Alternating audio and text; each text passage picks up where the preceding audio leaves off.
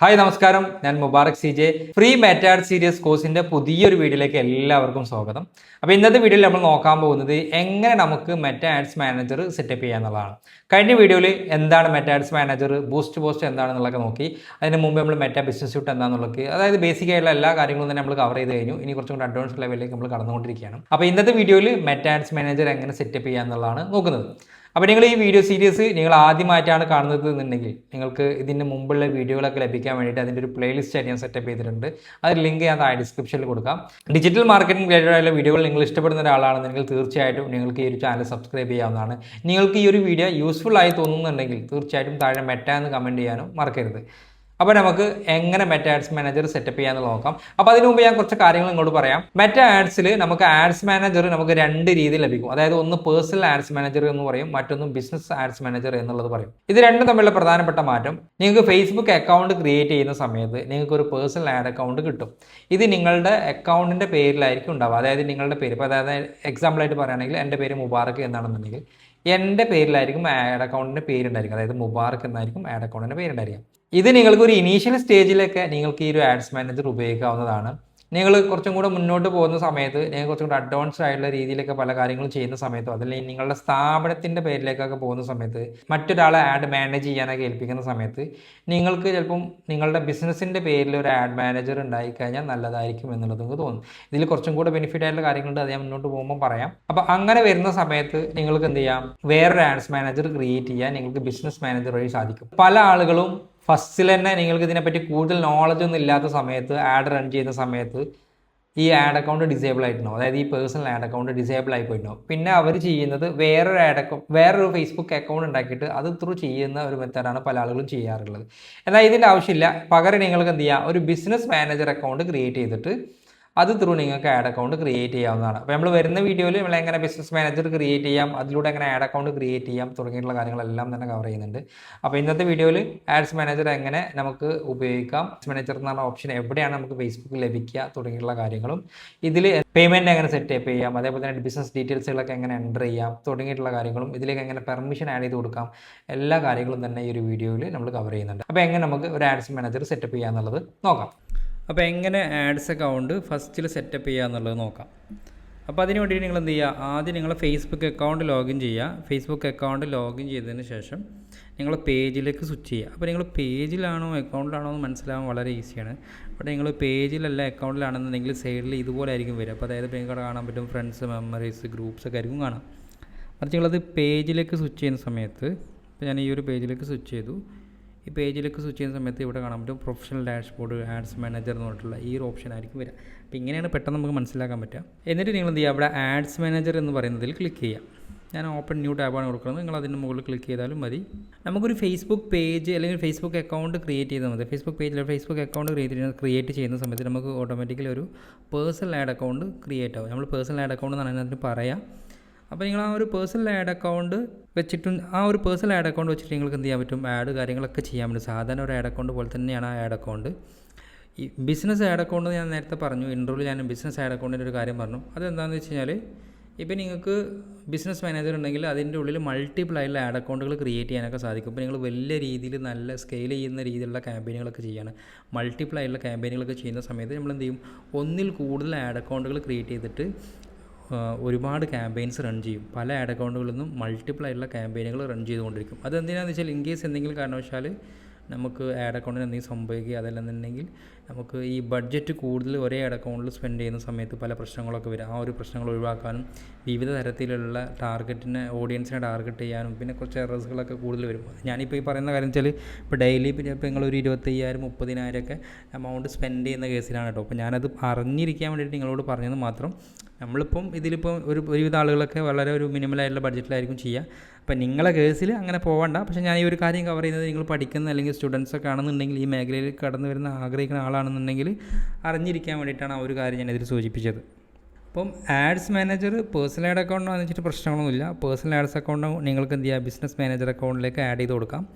Business manager account വഴി നമുക്ക് പുതിയ ആഡ് അക്കൗണ്ട് ക്രിയേറ്റ് ചെയ്യാനും സാധിക്കും. ബിസിനസ് മാനേജർ അക്കൗണ്ടിനെ പറ്റി നിങ്ങൾ ചിന്തിക്കേണ്ട കേസ് എന്ന് പറഞ്ഞാൽ, ചിലപ്പോൾ നിങ്ങൾ ഈ ഒരു വീഡിയോ കാണുന്നതിന് മുമ്പ് നിങ്ങൾ തന്നെ പല ആഡുകളും ചെയ്തിട്ട് പ്രശ്നങ്ങളൊക്കെ വന്നിട്ട് ചിലപ്പോൾ അക്കൗണ്ട് ഡിസേബിളൊക്കെ ആയി പോയിട്ടുണ്ടാവും. അപ്പോൾ നിങ്ങൾക്ക് പുതിയൊരു ആഡ്സ് ക്രിയേറ്റ് ചെയ്യണമെന്നുണ്ടെങ്കിൽ നിങ്ങൾ ആഡ്സ് അക്കൗണ്ട് ഡിസേബിൾ ആയിരിക്കും. അപ്പോൾ നിങ്ങൾക്ക് അങ്ങനത്തെ കണ്ടീഷനുകളൊക്കെ വരുമ്പോൾ നിങ്ങൾ ചില സമയത്ത് ചില ആളുകൾ ചെയ്യുക വേറൊരു ഫേസ്ബുക്ക് അക്കൗണ്ട് ക്രിയേറ്റ് അത് ത്രൂ ചെയ്യുന്നൊരു കണ്ടീഷനൊക്കെ വരും. അപ്പോൾ അങ്ങനെ ചെയ്യേണ്ട ആവശ്യമില്ല. പകരം നിങ്ങളൊരു ബിസിനസ് മാനേജർ അക്കൗണ്ട് ക്രിയേറ്റ് ചെയ്തിട്ട് ആ ബിസിനസ് മാനേജർ അക്കൗണ്ട് ത്രൂ ഒരു ആഡ് അക്കൗണ്ട് ക്രിയേറ്റ് ചെയ്തിട്ടും ചെയ്യാവുന്നതാണ്. പിന്നെ നിങ്ങളിപ്പോൾ ഈ പേഴ്സണൽ ആഡ് അക്കൗണ്ടിനെ നിങ്ങൾക്ക് എന്ത് ചെയ്യാം, ബിസിനസ് മാനേജറിലേക്ക് ആഡ് ചെയ്ത് കൊടുക്കാനും പറ്റും. അതായത് അതിലേക്ക് ബിസിനസ് മാനേജറിലേക്ക് നമ്മുടെ ഈ നിലവിലുള്ള ആഡ് അക്കൗണ്ടിനെ ആഡ് ചെയ്ത് കൊടുക്കാനും സാധിക്കും. അപ്പോൾ കൺഫ്യൂഷൻ ഒന്നും ആവണ്ട. ഞാൻ അറിഞ്ഞിരിക്കാൻ വേണ്ടിയിട്ടുള്ള നിങ്ങൾ അറിഞ്ഞിരിക്കുക എന്നുള്ള രീതിയിൽ മാത്രമാണ് ഈ പറഞ്ഞിട്ടുള്ളത്. നിങ്ങളിപ്പോൾ അതൊന്നും കൂടുതലായിട്ട് നോക്കണ്ട. നിങ്ങൾക്കൊരു ആഡ് റൺ ചെയ്യുക എന്നുള്ളതാണ് നമ്മളിപ്പോൾ ഇവിടെ നോക്കുന്നത്. അതിന് വേണ്ടിയിട്ട് നിങ്ങൾ എന്ത് ചെയ്യുക, ആഡ്സ് മാനേജർ ഓപ്പൺ ചെയ്യുക. അപ്പോൾ ആഡ്സ് മാനേജർ ഓപ്പൺ ചെയ്ത് ഇതുപോലെ പേജിലേക്ക് വരും. അപ്പോൾ ഇവിടെ മുകളിൽ അക്കൗണ്ട് ഓവർവ്യൂ എന്ന് പറഞ്ഞാൽ ഇവിടെ നിങ്ങൾക്ക് നിങ്ങളുടെ അക്കൗണ്ടിലുള്ള ആഡ് അക്കൗണ്ടുകളൊക്കെ കാണിക്കും. ഒരു പക്ഷേ നിങ്ങൾ ആദ്യമായിട്ടാണ് ആഡ് റൺ ചെയ്യുന്നത് എന്നുണ്ടെങ്കിൽ ഒരൊറ്റ ആഡ് അക്കൗണ്ട് മാത്രമേ ഉണ്ടാവുള്ളൂ. അതല്ല നിങ്ങൾ മുമ്പ് പല ആഡുകൾ ചെയ്തിട്ടുണ്ട്, പല ഏജൻസികളൊക്കെ നിങ്ങളെ അക്കൗണ്ടുകളൊക്കെ കൈകാര്യം ചെയ്തിട്ടുണ്ടെങ്കിൽ ഒരു പക്ഷേ നിങ്ങൾക്ക് ഇവിടെ മൾട്ടിപ്പിൾ ആഡ് അക്കൗണ്ടുകൾ കാണിക്കും. അപ്പോൾ നിങ്ങൾ ഇവിടുന്ന് നിങ്ങളെ ആഡ് അക്കൗണ്ട് ഏതാണോ ആ ഒരു ആഡ് അക്കൗണ്ട് സെലക്ട് ചെയ്യാം. അപ്പോൾ ഞാനിതിൽ എൻ്റെ ആഡ് അക്കൗണ്ട് സെലക്ട് ചെയ്തു. എന്നിട്ട് നിങ്ങൾ ഫസ്റ്റ് ചെയ്യേണ്ട കാര്യം എന്ന് വെച്ചാൽ നമുക്ക് ഇതിൻ്റെ ബിസിനസ് കാര്യങ്ങളും ഇൻഫർമേഷനും കാര്യങ്ങളൊക്കെ സെറ്റ് ചെയ്ത് കൊടുക്കുക, പേയ്മെൻറ്റ് മെത്തേഡ് സെറ്റ് ചെയ്ത് കൊടുക്കുക. ഇങ്ങനെയുള്ള കാര്യങ്ങളാണ് നമ്മൾ ചെയ്യേണ്ടത്. അപ്പോൾ അതാണ് നമ്മൾ ഈ ഒരു വീഡിയോയിൽ പ്രധാനമായിട്ടും നോക്കുന്നത്. അപ്പോൾ അതിന് വേണ്ടിയിട്ട് ബില്ലിംഗ് ആൻഡ് പേയ്മെൻറ്റ്സിലേക്ക് വരിക. ബില്ലിംഗ് ആൻഡ് പേയ്മെൻറ്റ്സിലേക്ക് വന്നു കഴിഞ്ഞാൽ ഇതുപോലെ ഒരു പേജിലേക്കായിരിക്കും നിങ്ങൾ വരിക. അപ്പോൾ ഇതുപോലെ ഒരു പേജിലേക്ക് വരും. അപ്പോൾ ഈ ഒരു ആഡ് അക്കൗണ്ടിൻ്റെ പ്രശ്നം എന്ന് വെച്ചാൽ ഇത് ഓൾറെഡി അക്കൗണ്ട് ബ്ലോക്ക് ആയി പോയിട്ടുണ്ട്. അപ്പോൾ ഞാൻ വേറൊരു അക്കൗണ്ട് ഓപ്പൺ ചെയ്യാം. അപ്പോൾ ഞാൻ ഇതിലുള്ള വേറൊരു അക്കൗണ്ട് ഓപ്പൺ ചെയ്യാണ്.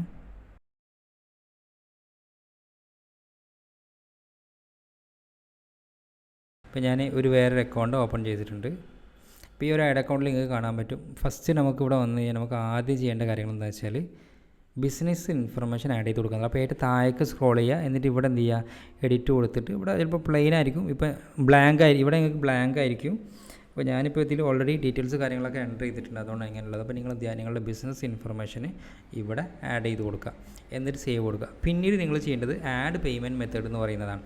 അപ്പോൾ നിലവിൽ ഇപ്പോഴത്തെ കണ്ടീഷൻ എന്ന് വെച്ചാൽ പേയ്മെൻറ്റ് മെത്തേഡ് കാർഡ് ആഡ് ചെയ്യേണ്ട ആവശ്യം വരുന്നില്ല. ഇതിൻ്റെ ഇടയ്ക്ക് ഫേസ്ബുക്ക് നമുക്ക് പേയ്മെൻറ്റ് മെത്തേഡ് ആഡ് ചെയ്ത് കഴിഞ്ഞാൽ മാത്രമാണ് ആഡ് റൺ ചെയ്യാൻ പറ്റുള്ളൂ എന്നുള്ളൊരു കണ്ടീഷൻ കൊണ്ടുവന്നിട്ടുണ്ടായിരുന്നു. അപ്പോൾ നിങ്ങൾക്ക് എന്ത് ചെയ്യാം, ഇപ്പോൾ നിലവിൽ നിങ്ങൾക്ക് ക്രെഡിറ്റ് കാർഡോ ഡെബിറ്റ് കാർഡ് ആഡ് ചെയ്യണമെങ്കിൽ ചെയ്യാം. ആഡ് ചെയ്യണമെന്നുണ്ടെങ്കിൽ എന്ത് ചെയ്താൽ മതി, ഇവിടെ ആഡ് പേയ്മെൻറ്റ് മെത്തേഡിൽ പോയിട്ട് നിങ്ങളുടെ ഡെബിറ്റ് കാർഡ്, വിസ കാർഡ് ഏതാണോ കാർഡ് അത് ആഡ് ചെയ്ത് കൊടുത്തു കഴിഞ്ഞാൽ നിങ്ങൾക്കിതിൽ ബൈ ഡിഫോൾട്ടായിട്ട് പേയ്മെൻറ്റ് മെത്തേഡ് സെറ്റായി കൊടുക്കും.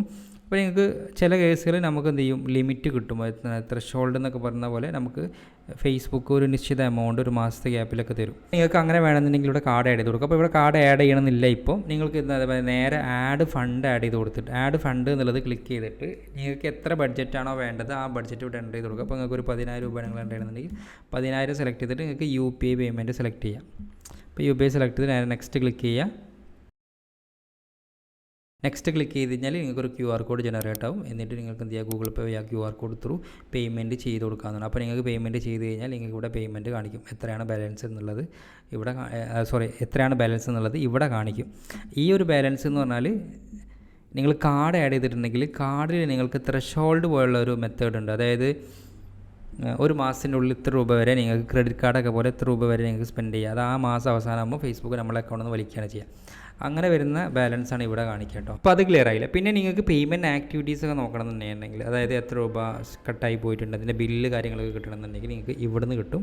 അപ്പോൾ ഇവിടെ നിങ്ങൾക്ക് ഇപ്പം ഇയർലി വൈസ് ആണെങ്കിൽ ക്വാർട്ടർലി വൈസോ എങ്ങനെയാണ് കൊടുക്കണമെന്നുണ്ടെങ്കിൽ ആ രീതിയിൽ ഫിൽറ്റർ ചെയ്ത് കഴിഞ്ഞാൽ ഇവിടെ എത്ര എമൗണ്ട് സ്പെൻഡ് ചെയ്ത് തുടങ്ങിയുള്ള കാര്യങ്ങളുടെ ബില്ലുകൾ കാര്യങ്ങളൊക്കെ ഇവിടുന്ന് കിട്ടും. പേയ്മെൻറ്റ് ആഡ് ചെയ്തിട്ടുണ്ടെങ്കിൽ ആ പേയ്മെൻറ്റ് ആഡ് ചെയ്തതിൻ്റെ ഡീറ്റെയിൽസ് കിട്ടും.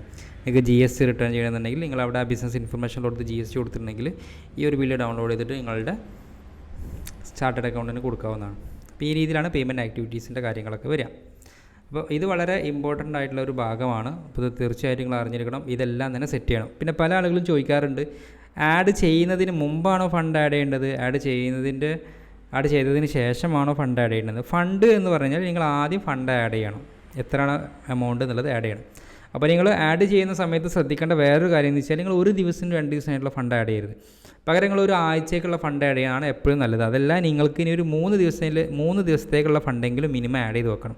നിങ്ങൾ എത്രയാണോ ആഡ് ചെയ്യാൻ ഉദ്ദേശിക്കുന്നത് അത്, അതായത് മിനിമം നമുക്കൊരു 300 രൂപ അല്ലെങ്കിൽ 200 രൂപയൊക്കെയാണ് ഡെയിലി ചെയ്യാൻ സാധിക്കുക.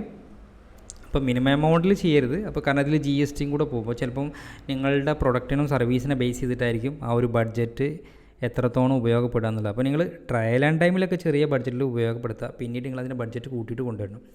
അപ്പോൾ നിങ്ങളൊരു 1000 രൂപയാണ് ദിവസം സ്പെൻഡ് ചെയ്യാൻ ഉദ്ദേശിക്കുന്നതെന്നുണ്ടെങ്കിൽ ഒരു മിനിമം 3000 രൂപയെങ്കിലും സ്പെൻഡ് ചെയ്യുക. കാരണം ആ 3000 രൂപ കഴിയുന്നതിന് മുമ്പേ അടുത്ത ഫണ്ട് ആഡ് ചെയ്ത് കൊടുക്കണം. ശരിക്കും 7000 രൂപ നിങ്ങൾ ആഡ് ചെയ്ത് കൊടുക്കണം. എന്നാൽ പിന്നെ ഒരാഴ്ച കറക്റ്റായിട്ട് അത് ലേണിംഗ് പീരീഡിൽ കറക്റ്റായിട്ട് പോയിട്ട് ആ ഒരു ആഡ് നല്ല രീതിയിൽ ഒപ്റ്റിമൈസ് ചെയ്തിട്ട് പെർഫോം ചെയ്തിട്ട് വരും. അപ്പോൾ ഈ കാര്യങ്ങളൊക്കെ ഒന്ന് ശ്രദ്ധിക്കണം. അപ്പോൾ ഇത്രയാണ് ഈ ആഡ് അക്കൗണ്ട് സെറ്റപ്പ് ചെയ്യുന്നിടത്ത് വരുന്നത്.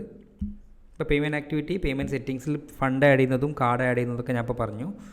പിന്നെ നമുക്ക് വരുന്നൊരു കാര്യം എന്ന് വെച്ചാൽ ഇവിടെ ക്യാമ്പയിൻസ് എന്നുള്ളതാണ്. ഇവിടെ നമ്മൾ ക്യാമ്പയിൻ ക്രിയേറ്റ് ചെയ്യൽ ഇവിടെയാണ്. അപ്പോൾ ഇവിടെ നിന്നാണ് നമ്മൾ ക്യാമ്പയിനും കാര്യങ്ങളൊക്കെ സെറ്റ് ചെയ്യുക. അപ്പോൾ വരുന്ന വീഡിയോയിൽ നമ്മളെങ്ങനെ ക്യാമ്പയിൻ ക്രിയേറ്റ് ചെയ്യുക എന്നുള്ളടത്ത് പറയുന്ന സമയത്ത് ഡീറ്റെയിൽ ആയിട്ട് ആ കാര്യങ്ങൾ പറഞ്ഞുതരാം.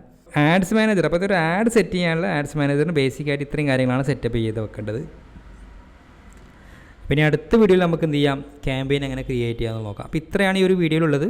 അപ്പോൾ ഒരു വീഡിയോ നിങ്ങൾക്ക് യൂസ്ഫുൾ ആയിട്ടുണ്ടെങ്കിൽ താഴെ മെറ്റാന്ന് കമൻറ്റ് ചെയ്യാനും ഈ ഒരു വീഡിയോ ഒന്ന് ഹൈപ്പ് ചെയ്യാനും മറക്കരുത്. കൂടാതെ ചാനൽ സബ്സ്ക്രൈബ് ചെയ്തെങ്കിൽ ചാനൽ സബ്സ്ക്രൈബ് ചെയ്യാനും മറക്കരുത്. ഇത്രയാണ് ഈ ഒരു വീഡിയോ ഉള്ളത്. ഈ ഒരു വീഡിയോയിൽ നിങ്ങൾ എങ്ങനെ ആഡ്സ് മാനേജർ സെറ്റപ്പ് ചെയ്യാന്നുള്ളത് നോക്കി നിങ്ങൾക്ക് ക്ലിയർ ആയിട്ടുണ്ടാവുമെന്ന് വിചാരിക്കുന്നു. നിങ്ങൾക്ക് എന്തെങ്കിലും ഡൗട്ട്സോ കാര്യങ്ങളുണ്ടെങ്കിൽ താഴെ കമൻറ്റ് ചെയ്യാം. അതേപോലെ തന്നെ നിങ്ങൾ ഈ ചാനൽ ഇതുവരെയും സബ്സ്ക്രൈബ് ചെയ്തില്ലെങ്കിൽ സബ്സ്ക്രൈബ് ചെയ്യാനും നിങ്ങളുടെ സുഹൃത്തുക്കൾക്ക് വീഡിയോ ഷെയർ ചെയ്യാനും ഈ ഒരു വീഡിയോ നിങ്ങൾക്ക് യൂസ്ഫുൾ ആയി തോന്നുന്നുണ്ടെങ്കിൽ തീർച്ചയായിട്ടും താഴെ മെറ്റാന്ന് കമൻറ്റ് ചെയ്യാനും മറക്കരുത്. അപ്പോൾ നമുക്ക് അടുത്ത വീഡിയോയിൽ കാണാം. അതുവരേക്കും ബൈ.